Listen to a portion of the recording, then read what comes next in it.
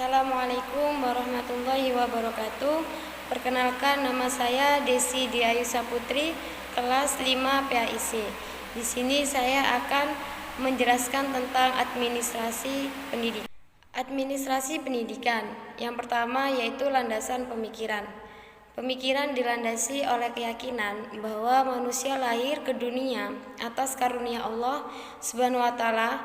Mereka tidak berdaya, tetapi dilengkapi dengan berbagai kemampuan dasar yang penuh kemungkinan sebagai alat supaya dapat berbuat dan bekerja, cipta, rasa, karsa, dan karya untuk kemudian mengabdi diri kepada penciptanya. Surat An-Nahl ayat 78.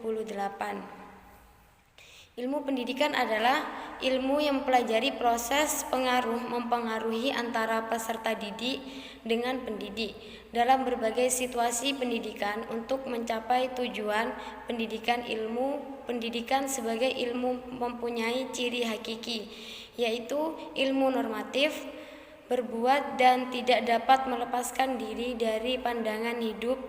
Ilmu pendidikan sebagai seni sangat bertahan dengan profesi kependidikan yang secara formal telah maju di Indonesia. Dan yang kedua yaitu pendekatan perspektif terpadu. Suatu pendekatan yang berlandaskan pada norma dan keadaan yang berlaku, menelaah ke masa silam dan berorientasi ke masa depan secara cermat dan terpadu dalam berbagai dimensi. Pemerintah dan swasta, pengusaha, tenaga kerja, pendidikan, ilmuwan, politikus, ulama, dan berbagai sektor pembangunan.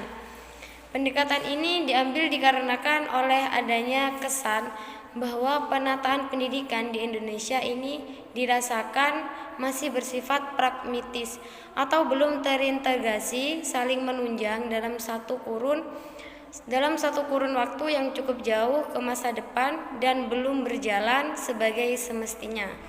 Pola dasar pengadministrasian pendidikan. Yang pertama, pola dasar pendidikan secara makro. Apabila kita dapat melukiskan kecenderungan kehidupan dengan cermat dan terpadu, menggariskan kualitas manusia secara tepat yang mampu hidup layak di masa depan, kemudian dapat menyediakan pendidikan yang relevan, niscaya kualitas manusia Indonesia tinggal landa akan menjelma dan kita dapat melaksanakan tahap pembangunan tinggal landas yang tumbuh atas kekuatan sendiri.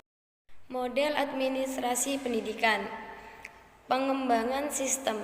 Teori sistem umum didasarkan pada suatu anggapan bahwa sistem kehidupan ini secara empirik dikonsepkan dengan berusaha menentukan ciri-ciri beberapa disiplin. Jelas bahwa teori sistem umum lebih berkenan dengan tingkat konseptual daripada pembentukan model yang ditunjukkan untuk mengembangkan suatu konstruksi teorik yang menggambarkan hubungan-hubungan yang general dalam dunia nyata. Teori sistem umum sebenarnya merupakan suatu usaha yang telah ada sejak zaman dahulu. Hal ini dapat dilihat misalnya dengan adanya filsafat yang dipandang sebagai sumber segala pengetahuan. Namun pada periode tertentu bermunculannya disiplin-disiplin ilmu pengetahuan dengan spesialisasi masing-masing.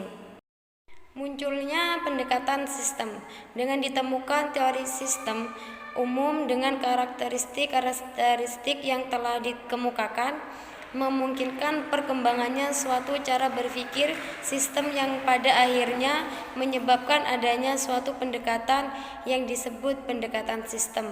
Pendekatan sistem yang dilandasi oleh konsep-konsep sistem digunakan untuk memecahkan permasalahan-permasalahan yang timbul.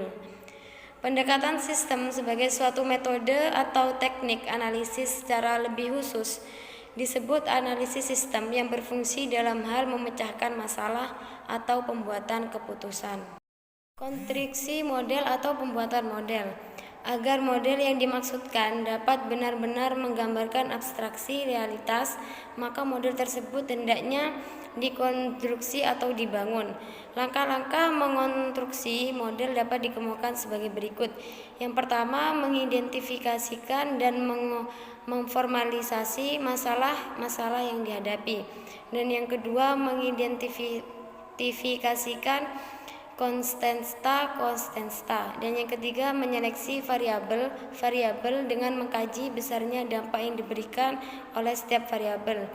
Dan yang keempat, menetapkan hubungan-hubungan variabel antara variabel-variabel berdasarkan prinsip-prinsip yang diketahui, khususnya pada data yang berkumpul. Dan yang kelima, mengonstruksi model dengan mengkombinasikan semua hubungan ke dalam suatu sistem yang digambarkan dalam hubungan simbolik. Dan yang keenam, melaksanakan simbolisasi simbolik. Dan yang ketujuh, mengambil solusi dari model. Dan yang kedelapan, menguji model dengan membuat prediksi-prediksi.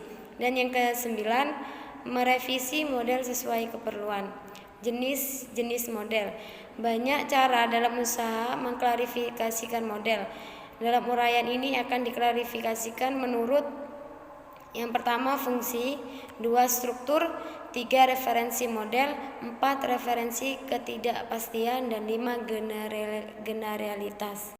Sekian penjelasan dari saya, kurang lebihnya saya mohon maaf yang sebesar-besarnya. Assalamualaikum warahmatullahi wabarakatuh.